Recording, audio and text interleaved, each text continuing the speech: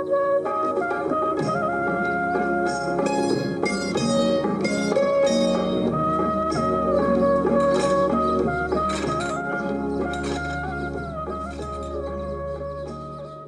कहानी की शुरुआत हुई थी आगरा से करीब 13 किलोमीटर दूर एक छोटे से गांव बाढ़ से। महावीर प्रसाद वर्मा जी के घर में उनकी छठी औलाद ने जन्म लिया। तोरण सिंह उर्फ टीटू अपने 6 भाइयों बहनों में सबसे छोटा था। टीटू का जन्म एकदम साधारण तरीके से हुआ था और महज 1.5 साल की उम्र में उसने एकदम साफ बोलना शुरू कर दिया था, जो कि उसके भाइयों बहनों के कंपैरिजन में काफी जल्दी था। एक दिन टीटू ने अपनी माँ शांति देवी से कहा, मेरे दादाजी से कहना कि मेरे बच्चों का और मेरी घरवाली का ध्यान रखें। मुझे इस घर में खाना मिल रहा है और मैं उनकी फिक्र करता हूँ। ये बात शांति देवी के लिए काफी शॉकिंग थी, क्योंकि आज से पहले तो टीटू ने ऐसा कभी नहीं बोला था और भला एक 1.5 साल के बच्चे के लिए ऐसी बातें करना उनके लिए काफी अजीब था। शुरुआत में तो घर वालों ने टीटू की इन बातों पे ज्यादा ध्यान नहीं दिया, लेकिन जैसे जैसे टीटू बड़ा होने लगा उसने अपने पिता से कहा कि मेरी माँ का नाम राजकुमारी है, बीवी का नाम उमा है और पिता का नाम चंदा बाबू सिंह भारतीय है। ये बताता था कि मेरी माँ का नाम राजकुमारी है, मेरी बहू का नाम उमा है, मेरे पापाजी का नाम चंदा भारती है। घर वालों ने जब इस पे सवाल किया और पूछा कि तुम कौन हो, तो उसने कहा कि मेरा असली नाम सुरेश है और मैं आगरा का रहने वाला हूँ और मुझे नहीं पता कि मैं इस घर में कैसे आया। टीटू था तो महज एक छोटा सा बच्चा, लेकिन उसके बोलने का तरीका, हाव भाव, चलने का तरीका बिल्कुल बड़ों जैसा था। और जैसे जैसे वो बड़ा हुआ उसने अपनी माँ बाप की गरीबी का मजाक उड़ाना शुरू कर दिया। जब जब भी उसकी माँ शांति देवी घर से बाहर जाती, टीटू अपनी माँ से कहता, मम्मी बाहर मत जाओ, मुझे शर्म आती है, तुम ऐसे कपड़े पहनकर बाहर जाती हो। मेरी घरवाली के पास तो महंगी महंगी साड़ियाँ थी, मेरा घर भी तुम्हारे घर से बहुत बड़ा था। मैं गंदी मैं धोती पैर के बाद साड़ी है, तो गई तुमको तुम्हें तो मम्मी मेरी उमा तो 2,000 की साड़ी पहनती है, तुम गंदी धोती से बाहर मत जाओ। कभी कभी वो इतना गुस्सा हो जाता कि अचानक से वो अपने कपड़े एक बैग में डालता और घर से भाग जाने को कहता और सवाल करने पर कहता कि मैं अपने घर आगरा जा रहा हूँ, मुझे इस घर में नहीं रहना। एक दिन टीटू अपनी फैमिली के साथ आगरा एक शादी में गया। रास्ते में कई बार उसने अपने पिता से कहा कि मेरी आगरा के सदर बाजार में एक रेडियो की दुकान है। हालांकि घर वालों ने टीटू की बातों पर ज़्यादा ध्यान नहीं दिया और बात को इग्नोर कर दिया। जैसे जैसे टीटू बड़ा हुआ वो हर दिन रोता और घर वालों से रिक्वेस्ट करता कि उसे अपने असली घर जाना है, उसे अपने भाई राजा बाबू और बहन सुशीला से मिलना है। महावीर सिंह जी जो कि एक टीचर थे और आगरा के ह्यूबुलाल इंटर कॉलेज में 11वीं और 12वीं के बच्चों को केमिस्ट्री पढ़ाते थे। टीटू जो पहले ही अपने पिता से इस बात से नाराज़ था कि उसके पिता हर रोज़ आगरा जाते हैं और वो उन्हें अपने साथ नहीं लेके जाते, लेकिन एक दिन अप्रैल में टीटू जोर जोर से इस बात पे रोने लगा। ये बात पास में खड़े टीटू के बड़े भाई अशोक और उसके दोस्त ने सुनी और टीटू ने कहा कि क्या तुम मुझे मेरी दुकान पर लेके जा सकते हो। अशोक और उसके दोस्त के लिए भी ये बात कहीं ना कहीं थोड़ी सी अटपटी थी, बिकॉज एक 5 साल के बच्चे का ऐसी बातें करना और आगरा में अपनी दुकान पे जाने की जिद करना, ये उनके लिए काफ़ी शॉकिंग था। टीटू ने उन्हें बताया कि उसकी आगरा में सुरेश रेडियो नाम से एक दुकान है और वो एक बड़ा बिजनेसमैन और अपने इलाके का बहुत बड़ा गुंडा था। टीटू की बातों में कितनी सच्चाई है, इस बात को जानने के लिए अशोक और उसके दोस्त ने आगरा के सदर बाजार जाने का फैसला किया और जैसे ही वो वहाँ पहुँचे तो उनका शक सच में तब्दील हो गया।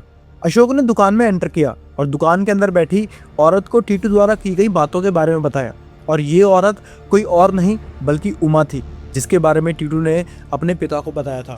सुरेश रेडियो की दुकान मुझे वहाँ मिल गई और वो वाकई एक विधवा उमा की थी जिसके पति का कुछ साल पहले खून हो गया था। उमा ने अशोक को बताया कि उसके पति सुरेश की किसी ने काफी टाइम पहले गोली मारकर हत्या कर दी थी और सुरेश अपने टाइम का बहुत बड़ा गुंडा था। उमा की ये बातें जब अशोक और उसके दोस्त ने सुनी तो वो दोनों के दोनों दंग रह गए, बिकॉज ये वही बातें थी जो टीटू अक्सर अपने घर में किया करता था। और धीरे धीरे अशोक ने जब उमा को टीटू के द्वारा की गई बातें विस्तार में बताई तो उसके लिए भी ये काफ़ी शॉकिंग था और हर इंसान की तरह उमा के अंदर भी एक क्यूरियोसिटी जागी टीटू से मिलने की और उसकी बातें जानने की। उमा ने सेम डे इन बातों का जिक्र अपने पेरेंट्स इन लॉ यानी कि सुरेश की फैमिली से किया और उन्हें टीटू के बारे में बताया। उमा और उसकी फैमिली ने सभी सवालों के जवाब जानने के लिए बाढ़ गांव में जाकर टीटू से मिलने का फैसला किया और यही वो एग्जैक्ट टाइम था जब इंडिया का अब तक का सबसे फेमस या फिर मैं कहूँ इंडिया का सबसे पहला रीइंकार्नेशन केस बाहर आया था। जिसमें सुरेश ने टीटू सिंह बनकर अपने पिछले जन्म के कातिलों को पकड़ा था।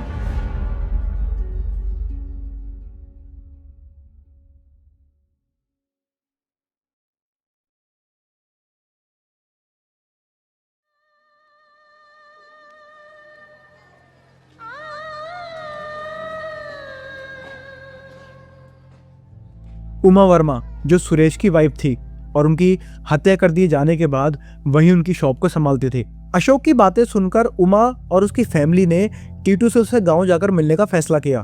टीटू ने जैसे ही उमा और उसकी फैमिली को देखा तो उन्हें देखकर वो खुशी से भर उठा और एक ही झलक में उसने सबको पहचान लिया। उमा आई, पापा जी आए, माता जी आई, सब आए। टीटू जो उस वक्त महज 6 साल का था, लेकिन उमा के प्रति उसका बर्ताव एकदम 29 से 30 साल के व्यक्ति जैसा था, मानो वो उसकी बीवी हो।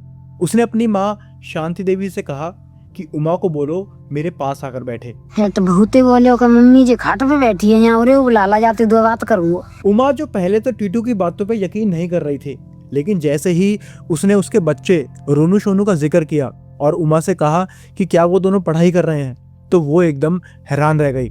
टीटू ने उमा को अपनी बातों पे यकीन दिलाने के लिए कहा कि क्या तुम्हें याद है हम धौनपुर में दीदी के घर गए थे और हमने मेले से उनके लिए जलेबी भी ली थी। उसने उमा को बिल्कुल वही सेम स्टोरी बताई जो उसके पति सुरेश के साथ घटी थी। उसने बताया कि एक दिन जब वो अपने काम से घर लौट रहा था तब उसके घर के बराबर वाली गली से 2 लोग बाहर आए और उसके ऊपर 2 बार गोली चलाई। एक गोली उसके सर में लगी और एक उसके गाड़ी के स्टीयरिंग व्हील में, और गोली चलाने के बाद वो दोनों लोग वहां से भाग गए।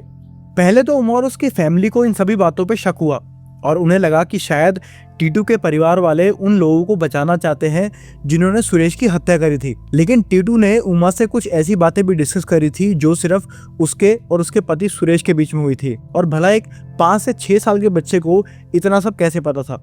सुरेश की फैमिली जैसे ही घर से बाहर आई तो टीटू ने उनकी कार को देखते ही कहा कि ये मेरी कार नहीं है, मेरी तो वाइट कलर की फिएट थी, और फट से गाड़ी में बैठ गया और बड़े ही अंदाज के साथ उसने रेडियो को ऑन किया और गाने बजाने लगा।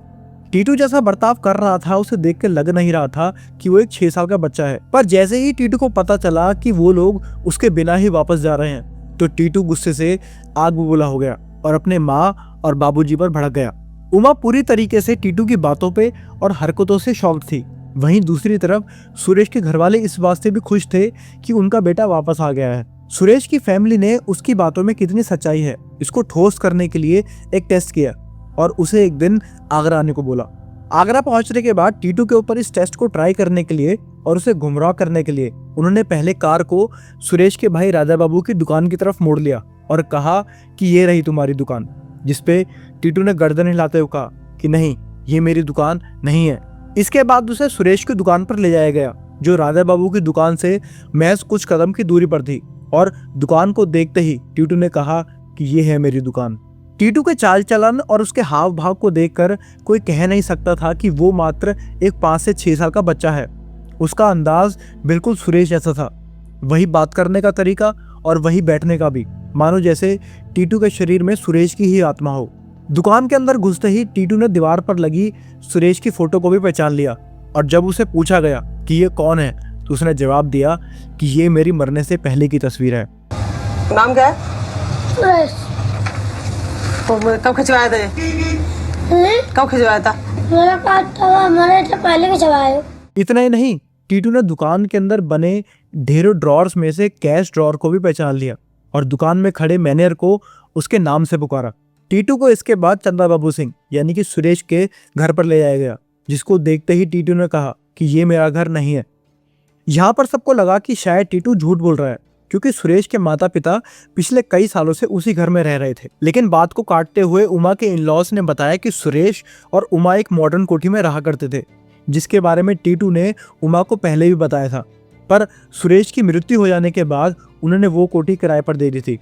टीटू ने सुरेश की माँ से कहा कि मैं तो शांति देवी के यहाँ बस टाइम पास कर रहा हूँ, इन लोगों के पास ना ही बड़ा घर है, ना ही टीवी और ना ही कार, और मैं इस घर से एक दिन भाग जाऊंगा। महावीर सिंह ने जब टीटू को वापस घर ले जाने की कोशिश करी तो टीटू गुस्से से भड़क गया और उनसे लड़ने लगा, और इसी लड़ाई में उसने उनकी शर्ट भी फाड़ दी।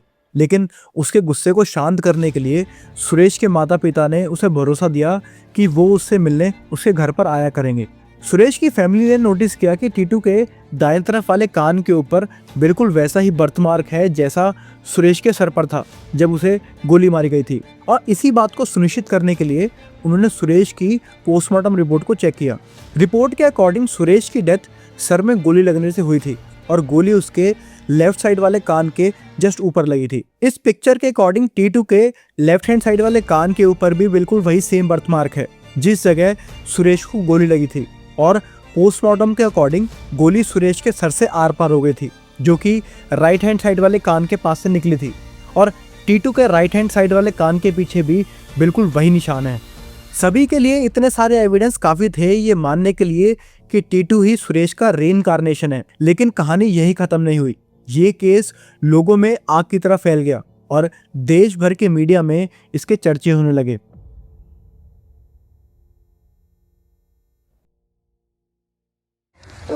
जी मेरा फोटो है सुरेश का पहले जनूंगा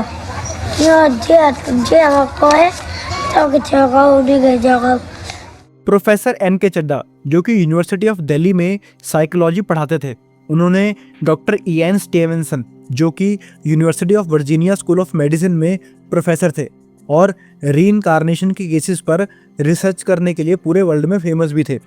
उन्होंने अराउंड द वर्ल्ड काफ़ी सारे केसेस पर रिसर्च करी और रीइंकार्नेशन के ऊपर काफ़ी सारी बुक्स भी पब्लिश करी थी। और जब उन्हें टीटू सिंह के केस के बारे में पता लगा तो उन्होंने NK चड्डा और अपनी एक कलीग एंटोनिया मिल्स को इस केस पर इन्वेस्टिगेशन करने के लिए बोला। 1988 और 1989 के आसपास जब एंटोनिया मिल्स और NK चड्डा टीटू के यहाँ पहुँचे तो उसने खुद को सुरेश सिंह बताया। ड्यूरिंग द इन्वेस्टिगेशन उन्हें उसके बारे में काफ़ी सारी चीज़ें पता लगी। फैमिली के अकॉर्डिंग टीटू का टेम्परामेंट भी सुरेश की तरह हाई था। एंटोनिया मिल्स ने अपने एक आर्टिकल में भी इस चीज़ को मेंशन किया है, जहां उन्होंने बताया कि टीटू ने गन्ने से एक लड़के को सिर्फ इसलिए पीट दिया था क्योंकि जब वो उसकी फ़ोटो ले रहे थे तो बाकी लड़कों ने उसके आसपास काफ़ी भीड़ लगा ली थी। इतना ही नहीं, उन्होंने लिखा कि एक दिन जब उसकी माँ ने एक चूड़ियाँ बेचने वाले को घर पर बुलाया तो टीटू ने उसे भी धमकी दे दी थी और कहा कि मैं तुम्हें गोली मार दूंगा अगर तुमने इनसे पैसे चार्ज किए और तुम्हें इस घर से भी बाहर फेंक दूंगा। टीटू ने बताया कि 28 अगस्त 1983 को जिस दिन सुरेश को गोली मारी गई थी उसने गोली मारने वाले का चेहरा देख लिया था और वो शख्स कोई और नहीं, उसी का एक बिजनेस साथी था। इस केस में अच्छी बात ये थी कि आगरा पुलिस ने इस केस को बहुत ही सीरियसली लिया था और उसके बयान के बिहाफ पे उन्होंने उस पर गोली चलाने वाले को भी गिरफ्तार कर लिया था। जब ये केस कोर्ट में आया तो टीटू की गवाही और पोस्टमार्टम रिपोर्ट और टीटू के सर पर भी वही सेम बर्थ मार्क को पोस्टमार्टम रिपोर्ट से मैच करने के लिए जब उसके बाल हटाए गए तो पुलिस को ये कंफर्म हो गया था कि टीटू ही सुरेश का अगला जन्म है। टीटू की गवाही के बिहाफ पर और सैडिक जोहेदीन नाम के उस बिजनेसमैन के कबूलनामे के बेसिस पर कोर्ट ने उसे जेल में भी डाल दिया था। ऐसी न जाने और कितनी सारी बातें हैं जो टीटू ने एंटोनिया मिल्स और प्रोफेसर चड्डा को बताई थी, जिनसे उन्हें भी ये कंफर्म हो गया था कि टीटू सच में सुरेश का ही रीइंकार्नेशन है। टीटू के फादर ने उन्हें यह भी बताया कि उन्हें डर है कि कहीं टीटू घर छोड़कर ना चला जाए और बड़ा होकर वो ये ना सोचे कि सुरेश की प्रॉपर्टी पर भी उसी का हक है। लेकिन जवाब में जब उन्होंने बताया कि इयान स्टीवेंसन की रिसर्च के अकॉर्डिंग मोस्टली बच्चे 7 से 8 साल की उम्र तक आते आते सब भूल जाते हैं, जिस पर टीटू ने चिल्लाते हुए बोला, नहीं, मैं ये कभी नहीं भूलूंगा। पर अब एक आखिरी बड़ा सवाल, क्या टीटू सच में अपने पिछले जन्म वाले माता पिता के पास चला गया या फिर उसने अपने इस जन्म के माता पिता को अपना लिया?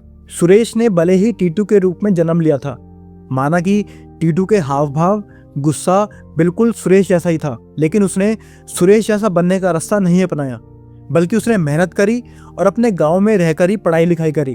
और वो टीटू आज तोरण सिंह के नाम से जाना जाता है, जो बनारस हिंदू यूनिवर्सिटी में एज अ प्रोफेसर का काम करता है। तोरण सिंह आज भी अपने पिछले जन्म की फैमिली से मिलने जाते हैं। उनका कहना है कि उनके ऊपर ईश्वर की कृपा है और वो शुक्रगुजार हैं कि उन्हें दूसरा जन्म मिला, और उनका मानना है कि वो ऐसे दोहरा जीवन नहीं जी सकते, क्योंकि जो बीत गया सो बीत गया और जो बाकी है वो है हमारा आज।